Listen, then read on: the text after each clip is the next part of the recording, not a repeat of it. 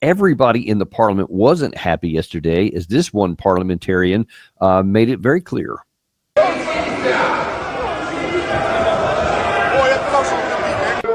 Ти посмотрите, що робиться. Вони вже слова навіть не дають.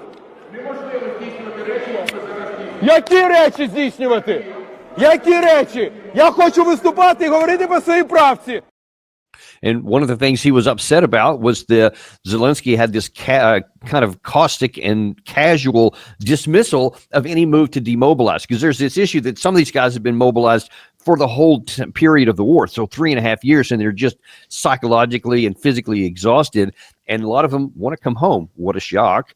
And Zelensky said, yeah, nobody's coming home until we've defeated Russia. So, pound sand, basically. This guy wasn't talking about that. He was also complaining about a lot of not conscription, but when people were stealing money. And he says, I'm not going to be silent about this. And some of the other opposition figures in the Ukrainian parliament were saying maybe we should even have an impeachment because of all this corruption, et cetera. Now, that's kind of on the low side. And you said you saw the majority were all clapping you said, but do you see that as a potential crack in the facade as well?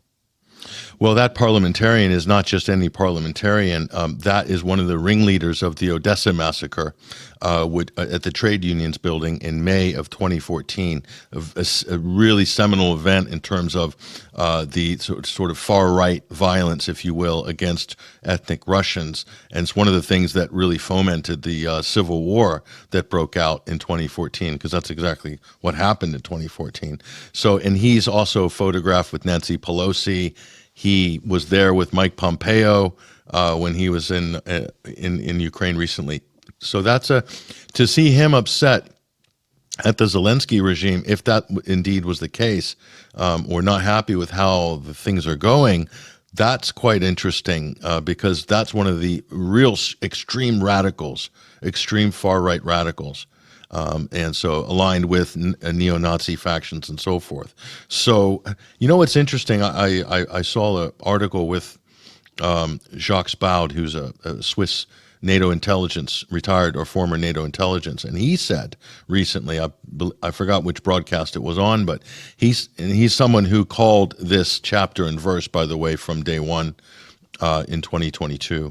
And so he said that his reports and his intelligence and the interviews that he's done on the subject for his own work and his books and so forth, there's a resistance building inside Ukraine.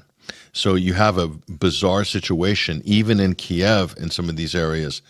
You have the far-right resistance against the Zelensky. And then you have the pro-Russian resistance or the anti-war resistance in Ukraine allying with that far right who both want Zelensky out. They want to bring the war to an end. This is a real thing. So this has been sort of drip feeding for a while now. And these types of trends, if you look at, insurgencies and things like that, when you study these types of situations, they only increase over time. So what you might have is if they can carry this proxy war down the road a little bit further, this is also going to build up resistance in the country, armed resistance. This is a problem for the police forces and law enforcement in Ukraine right now. It's a worry, and it could become more than that if, for instance, some of these start getting Russian backing. And I'm talking about weapons and things like that. Then you're into a totally new situation. That you have to remember, that was the fear that Russia had, one of their main fears about moving westward in Ukraine, taking territories, that they would encounter a fierce insurgency in areas that they would then occupy. And that was a big problem. And certainly that might have been the case early on in the conflict. That's when you had NLAWs and some of these other types of shoulder-mounted munitions becoming a real problem for the way that they were managing the conflict early on. So think about this. If it goes into that phase, think about a place like Odessa that's nominally Russia. It's nominally Russian. It's historically Novorossiya. If you have a armed resistance faction in the place like that, it's also possible that it could be weakened, or the Kiev's hold over that oblast could be weakened from the inside. Then it's a totally different story at that point when you're talking about what Russia may or may not do. Truly it is. And actually, Colonel Bo's been on our show quite a number of times, and probably 2 or 3 months ago, he made a similar comment about the an insurgency on the Ukraine side of the line of contact, and he said that had been growing. And I've heard, I think he was on Glenn Deason recently, talking some updates. We're hoping to have him back on to go into some detail on that here in the near future as well. And then there's also, I've heard from separate sources that there is an increasing number of Russian special forces, of sometimes Spetsnaz or FSB guys. I'm not sure which it is, but apparently there's a number of Russians already there that are helping both with targeting and with supplying some of these sabotage groups that are apparently scattered throughout Ukraine. So I think that is going to play an increasing part, but that's just weakening the fabric further behind the line of contact. But as we're going to see in this following part here, that's happening on the front line as well. And now the front line is moving faster. Gary, if you can put that second headline up there from The Economist, is reporting that our data suggests that at its current pace of advance, the Russians are moving at the fastest in 2 years. They say, albeit from a low baseline, they have to try to make it sound not as bad as it could be. But in this war of 3.5 years, they are moving faster now than they have in the last 2 years. In recent weeks, Ukraine has endured some of the heaviest drone and missile bombardments of the conflict. And I want to show you that there's actually some really interesting graphics on this article here. And let me pull that up. So this is the actual article here, and what they have, just so you know what you're seeing on this map here, is that they are using NASA data for fire anomalies, and they were able to combine that with other information and knowledge they have to be able to say, like some of these gray spots in the middle, that's just where a fire happened, but it had nothing to do with the war. The red spots is where there are fire anomalies that have to do with attacks. And so that's part of what they're using to base this off of. And then they're saying, look, let's take a look at some of the areas. So down here in the Kherson area, all of these on the southern part of the line, this is from Ukraine strikes, whether drone or artillery, on the Russian controlled part, and then all the ones on the northern side are the Russians against the Ukraine side. And they say heavy fire across the Dnieper River in the Kherson region. Much of this is caused by Russian drone strikes on farmland rather than a serious attempt to advance. Russian rumored amphibious offensive has yet to happen. That's talking about in the Odessa area. That has been rumored a lot, and that apparently is still on the table.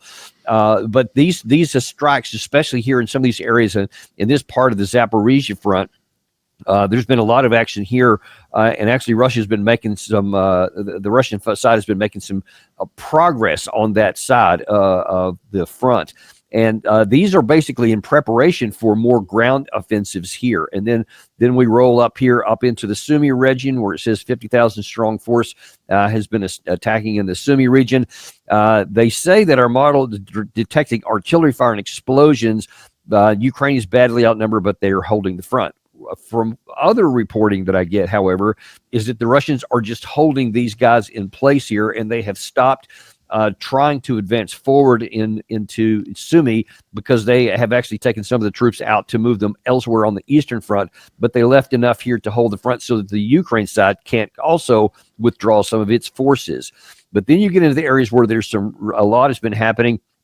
In the Seversk area, tactical waypoints en route to remaining Ukraine strongholds in the Donbass. So Russia's been attacking here and try to complete the area of the Donbass and take that. But then probably the most important one of all is Russia's main effort is further south. Pokrovsk and Konstantinivka, two important logistical hubs, are being pummeled by the full weight of Vladimir Putin's army. Whether they hold could determine the entire fate of the Eastern Front. And that completely corresponds to an interview we had with a Russian journalist who was a former Russian soldier, who said for sure that the Pokrovsk area is the main effort for the Russian side. And they feel if they can break through that area there, they feel like they can use exploitation forces to penetrate and go further into the Ukraine, which could literally cause the entire Eastern Front to buckle. And it could literally roll up from the middle in the north and in the south direction, presuming Russia has the forces for that. That was reinforced also. That's kind of the big picture. Alex of History Legends, one of our go-to sources here on our analysis of what's happening on the ground, really put this in sharp detail in a video out just this morning. In the past few weeks, the Russian army managed to break through in between two very strategic cities for Ukraine, Pokrovsk and Kostiantynivka. How did the Russians do it? Our friends from the Kyiv Post wrote, "Momentum is slipping. Russia's summer offensive is losing steam." What? Let's fact check this real quick by looking at the map. This was the frontline situation in mid-April between Pokrovsk and Kostiantynivka where we last left off. And this is the situation now, 3 months later. The Russians were aura farming like crazy with this offensive. Plus 12 kilometers in this direction, plus 12 kilometers northwards, and plus 20 kilometers to the west. And let's cut the BS. If the Russians capture Radinsky, Pokrovsk will be in an operational encirclement. And that is continuing on. I checked the update this morning on the Military Summary Channel, and Russia is now within 3 kilometers of Radinsky. So they're already within easy. I mean, they're within mortar range, much less artillery and drone range. So they already have that under fire. And more evidence that they're up north and closing in on Radinsky. So that could literally fall within a week. And once that happens, then Pokrovsk is in an operational encirclement. So everywhere you look on the battlefield, and I mean everywhere, things are going poor for the Ukraine side. And yet, as you saw in the beginning, they're continuing to hold out for some kind of a redefined victory. It's just the opposite of the noise you're hearing coming out of Europe and the sort of confidence that's being espoused by Western leaders in the NATO member states. They believe that Europeans flat out believe the way they're talking is that Ukraine can hold the line without American support, theoretically. And so and Europe will be, picking up some of the, responsibility of if America's shirking or receding in its duties of backing Ukraine. So they believe that, the U.S. can sell weapons. There's a mechanism for payment now with NATO. Trump's happy with this transactional portal.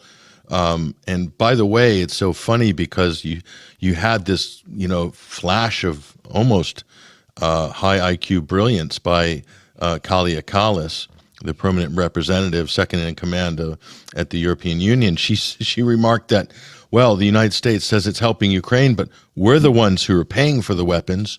Them supplying weapons isn't really supporting Ukraine. We're paying for it. Therefore, we are the ones who are supporting Ukraine.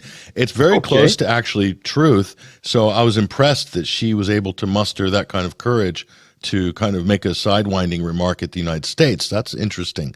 But they really believe that Ukraine can hold the line and that they're holding the line. And so this is where the reporting and the propaganda becomes chronic and fatal for the West, because they've been able to limp along and hobble along with this idea that everything that we talked about on this show and other shows, that this delusion that Ukraine's just on the cusp of victory and Russia's on the cusp of defeat, and all they need is the next round of wonder weapons.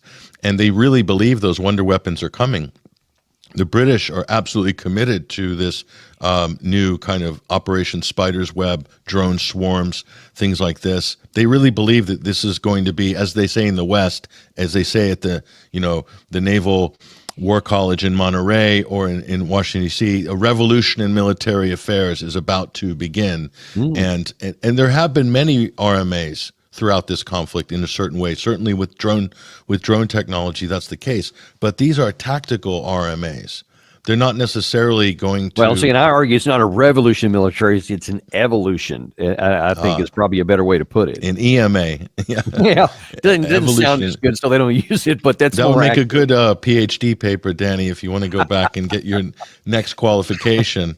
You can upgrade that, because they've been banding that term around for the last 30 years. Yeah. So that's going to be a problem. Ukraine's running out of men, and there might be a point where they're going to run out of ammo as well, because that's not an infinite, unlimited supply either. And the United States is stretched. I don't see the production capacity for Europe in terms of ammunition that impressive. Serbia announced they're halting exports of, and that's one of Europe's biggest ammunition manufacturers is Serbia, and they have been supplying ammunition that's not directly to Ukraine, but then is brought to Ukraine via third parties. And they've even hit the brakes and put a moratorium on the export of ammunition recently. I don't know if that's still in play or not, but that was about 3 weeks ago. So something's going on here. You could see a crunch at a time where, as you've shown, Danny, Russia is in the ascendancy again in this conflict. And that, again, is bad news for Ukraine, bad news for those backing it.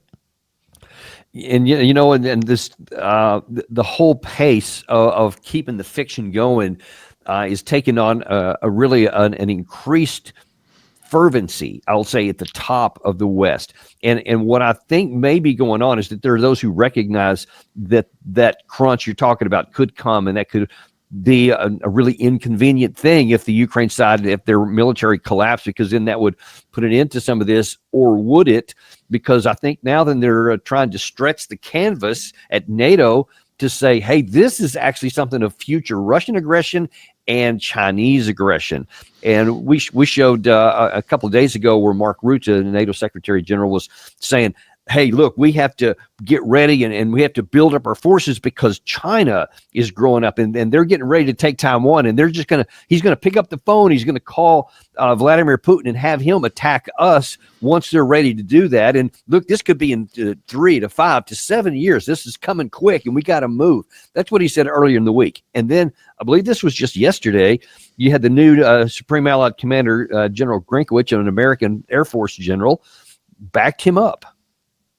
The simultaneity of conflict, right? This is the idea that a war in Europe could happen at the same time as a war in the Pacific. And those of you who listen to our great Secretary General Mark Rutte have heard him say that, the thing Xi's probably going to do before he decides to go across the Taiwan Strait is give his friend Putin a call and ask him to help. That to me means that both of these things could happen together.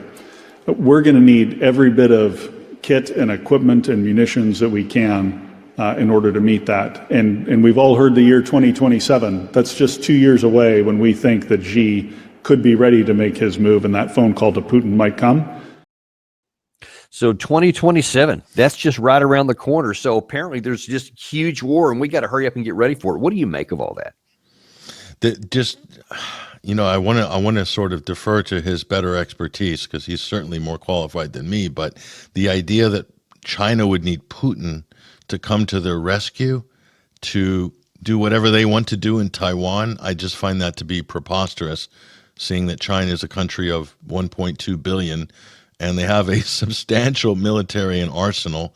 They have more weapons than they know what to do with right now, China. So in terms of Taiwan, the likelihood is if that ever comes to a head, it's going to more likely finish without firing a shot, because the Chinese don't regard the Taiwanese as foreign people; they regard them as Chinese, and vice versa. So, but the American rhetoric on this, it's almost like it feels like if they start really ramping up the Chinese rhetoric, that's another signal that Ukraine is becoming a lost cause. So, I mean, I can't see how you can connect those two things. And by the way, what does the U.S. have to gain or lose by Taiwan being closer to China or not, other than it may lose its military, the raison d'etre for its own military footprint in the Pacific? So, I mean, isn't that what we're talking about? It's not about defending the democratic rights of the poor Taiwanese. So, again, and these political questions take on a lot more significance as the U.S. becomes more stretched, as the political system comes under stress, as people say, wait a minute, do we really want to be fighting a 3 and 4 front war right now? Why are we fighting a 3 and 4 front war? Is this actually productive, or is this really just about Andorol and the new military industrial complex going into hyperdrive in terms of, share prices and profits and so forth? It's kind of a strange time right now, because I have not seen anybody in the Trump administration or attached to it talking about that what I think is the most diplomatic way out of a lot of these conflicts, which is negotiations, which is diplomacy. That's the most economic. It's the Right, and of cheapest. course, Trump's apparently his definition of diplomacy is telling Putin what to do, and if he doesn't do it, well, then we have bigger problems. We have to start arming people. So there's no genuine diplomacy that's going on at all. I want to talk a little bit about the one of the things we love to do on the show is to show multiple sides of the situation here. So we don't want to just show you what the Western / NATO / U.S. side is talking about in this, this conglomeration of Russia and China, but we also want to see what the Russian side is saying. And actually, I wanted to put this up there because one of the one of our viewers here earlier in the show said that he has this interview with Konstantin Roshkov, Channel Real Reporter. As it turns out, we're going to actually show you something he said because he just had yesterday, he posted a video with a former Russian officer who's extremely well connected with the Kremlin. And he asked him the question about this whole thing about what NATO is talking about with China and Russia coming together. And that's why they have to jump up to 5% spending and GDP and everything. And he said, is Russia really going to go after the Western Europe? Leading up to the summit, there was a whole wave of articles laying out various scenarios for a possible Russian attack on Europe, published in major outlets like the Wall Street Journal, Bloomberg, and several others. Western politicians joined in too, making loud and confident statements. For example, the German defense minister went into great detail, explaining how exactly Russia would supposedly launch an attack on Europe, how it would play out, and even claimed that the deadline could come as early as 2027 or maybe in 2029.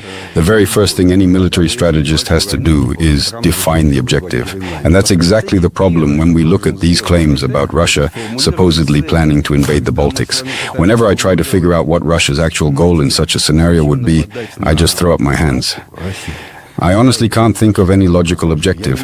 It makes no sense at all. Some people say, oh, the Russians want to test whether NATO's Article 5 would actually work. In other words, they're supposedly curious whether the Americans would respond with nuclear weapons if Russia launched an attack on the Baltic countries.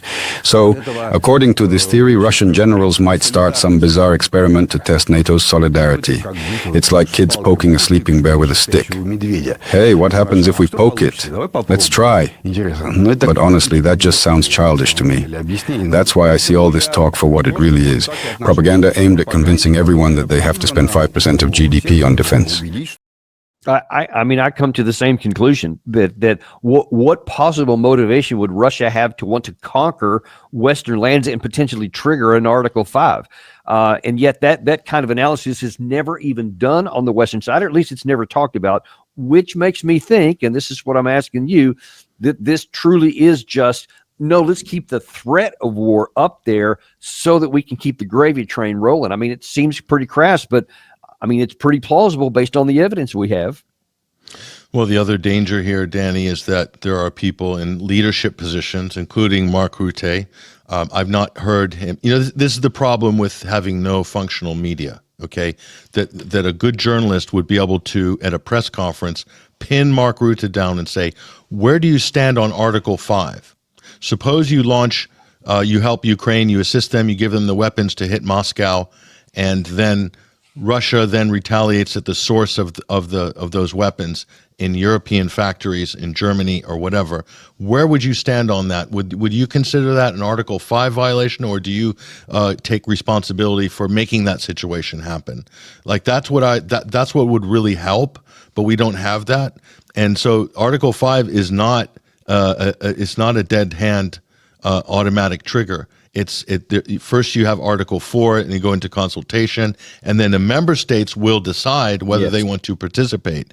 And this isn't talked about, but the problem is most politicians, when you say Article 5, it's like this whip reflex, and we're into war, and they use this as that is the basis for this proxy war. That is the leverage, that is the implied threat from NATO, and that's what's backing their support for Ukraine and allowing them to get away with playing fast and loose with how you're defining this conflict, whether they're co-belligerents or not. It's all based on the Article 5 trap, okay? But that's not how it's designed. That's not how NATO is written. So that's the first thing that comes to my mind. And what would happen in that situation? Because that seems to me the only way Russia would attack on the Western side as if they were attacked, and they believed that the source of that attack came from a NATO member state, and they felt that's it, we've got to put our foot down. What would Europe do in that case? Would they go all out, or would they panic? I think there would be a political panic, and the fear of God would go through some of these Baltic states and governments and Scandinavian countries that seem to be talking tough under the banner of the collective force of NATO, with the United States standing behind, carrying the big stick. But when it really comes to it, they then have to be responsible about how they got to that position. Perfect example. Right now, you'll see the worst things get in Ukraine. You're going to see people pivoting, talking about the Arctic.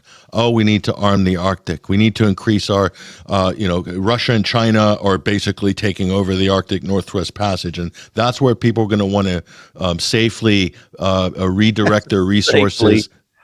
Yeah, because, and so they believe that Russia is somehow, now that Finland is a NATO country, they need to basically arm up the border region between Finland and Russia, because they think that there's a potential for a Russian invasion in Finland. And if the reality is, why would Russia want to invade the most desolate part of Europe anyway? They don't need to. If they see a threat in 2025, if there's a threat emanating from Sweden or Finland, for Russia, it's a case of firing Kinzhals and Oresniks and eliminating the industrial capacity of those countries, because that's what they will do. They're not going to expend any manpower at all in this, but they're putting all their money and resources on arming up and militarizing that whole region along the Arctic rim.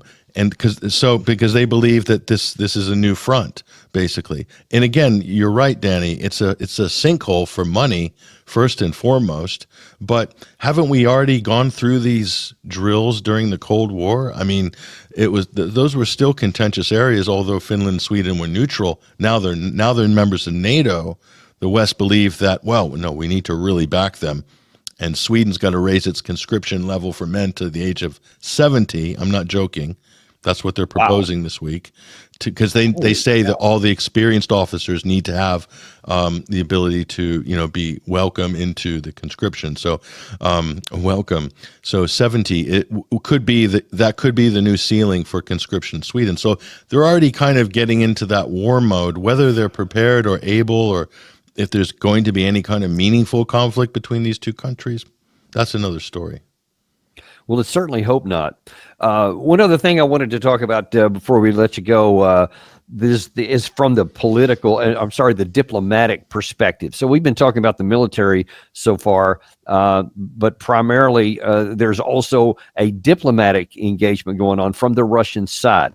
Now, we've talked about how Mark Rutte has been talking about, China and Russia, and oh my gosh, and many others have said, look at this actual axis of evil is real. There really is Russia, China, North Korea, Iran. They really are coming against us, and we need to be alarmed about this. Forget about the fact that it's been our actions that have shoved them together. But for the moment, let's leave that aside. But Sergei Lavrov, I think it was yesterday, said, or a couple of days ago, he said, there's another grouping of states that are arrayed against another we might want to also consider. The Indo-Pacific strategies symbolize NATO countries' desire to expand their infrastructure into the Far East, the Southeast Asia region, Northeast Asia, and to establish alliances there with a nuclear dimension, such as AUKUS, the US, the UK, Australia, the Trilateral, the US, South Korea, and Japan, which are conducting increasingly large-scale exercises, also with a nuclear component, among many others. The US-backed Indo-Pacific Quad includes New Zealand, Australia, Japan, and South Korea. All of this is accompanied by the eastward expansion of NATO infrastructure, including in dangerous forms such as the transfer of ground-based intermediate and shorter-range missiles to the Philippines. So Lavrov saying, look, you want to talk about an alliance forming against you? How about the one forming against us in China? And he'd list, whether it's AUKUS, it's some of the trilat stuff that we have with Japan and South Korea, et cetera, on a number of things. And so when you look at it, you're going, well, yeah, but those are defensive. that shouldn't spur any kind of actions from the Russian side. They're wrong for getting together, but we're cool for it. How do you see that? Yeah, I mean, they've been trying to expand NATO, and they had a consultation group with Japan. Britain was front running this effort a couple of years ago. The short-lived Prime Minister Liz Truss, I believe, did a stint there as Foreign Secretary, whatever. She was deployed, and the AUKUS thing has turned out to be a complete debacle, by the way. It caused a major rift between the French and the British, because France had a deal which then pulled out from under them by the Americans and the British. Yeah, I forgot about that. On the submarines, but they're not going to be delivered. The whole deal is collapsing because they're not going to be able to fulfill it, not on any meaningful time scale. And plus, the cost overruns are supposed to be like astronomical. So, what is this going? What sort of level of deterrent? Certainly, on paper, yes, they're surrounding China, no doubt about that, and that's been going on for 30 years. Okay, but in terms of how you can make that work, in terms of justifying an alliance like NATO that far eastward, again, it's always the power is predicated on the Article 5, and so that's a kind of a flimsy mission, if you will, for your collective force can be triggered if one party is attacked or something like that. So they need to sign up somebody in NATO to in the East, in Asia, be it South Korea or be it, God forbid, Taiwan, Japan, perhaps. I just can't see the Japanese, the South Koreans, definitely not the Taiwanese going for that. So what is going on here? Is this really just more? They're trying different things to try to push the line eastward in terms of militarization, and there's going to be a cost associated with all of this. There's going to be money, business associated with all of this. So I would be very cynical and say I think there's huge profits to be made by refitting the entire Pacific Fleet and all of these other projects and new positions and bases, nuclear submarines. So that's probably one of the biggest in terms of money, revenue, profits is going to be the Pacific, is rebuilding out the Pacific. So those are big ticket items right across there. If you look at how long we've been kind of gravy trains, the DMZ in Korea, Okinawa, Guam, and all of our other in the archipelagos. I mean, it's kind of endless if you think about it. So it's maybe even more than what we'd be spending in Europe. So I don't know. I just can't see it working, but it has to happen. The United States has to confront China. They have to try to encircle China, contain China. But what it's really about, I think, is disrupting China and disrupting Asia and disrupting the Belt and Road Initiative more than anything, and kind of sabotaging that effort. And that's the rewiring of trade and commerce on the Eurasian landmass. That's what that is. And that includes Iran, Pakistan, and the Middle East, the New Silk Road, Azerbaijan, and everything in between. So you got to step back and look at this, not just about military skirmishes between Taiwan and China, but look at it geopolitically, as Brzezinski does in the grand chessboard, and as the British did before him. And all the geopolitical thinkers like Mackinder and Spikeman, and these sort of global thinkers, that's the way they looked at it. That formed long-term, long-range British and American strategy for the last 150 years. So we're in the same place, really. But if I can just say there, even if I might not have agreed with some of the things they were doing back then, they were some genuinely good strategic thinkers. I don't think we have that anymore. I think we're trying to play that game, but we have guys whose knowledge is about an inch deep, and they're just trying to play like little kids wearing their daddy's clothes or something like that. I don't think it's going to end well. The big difference, Danny, between today and back then, you're right about the great minds before, but China's going to put a man on the moon probably in 3 years. That's the difference. Is the development of Asia. So all of that, all those geopolitical plans and strategies about global domination, they haven't been updated to factor in the rise of Asia. And the only solution coming from Washington is, well, let's sabotage it. Let's disrupt it. Let's destroy that. Let's blow that up. America is not building anything. China and its allies are building things in Asia. Russia's building things in Asia. Americans and the British and the Europeans are just blowing things up. That's the difference.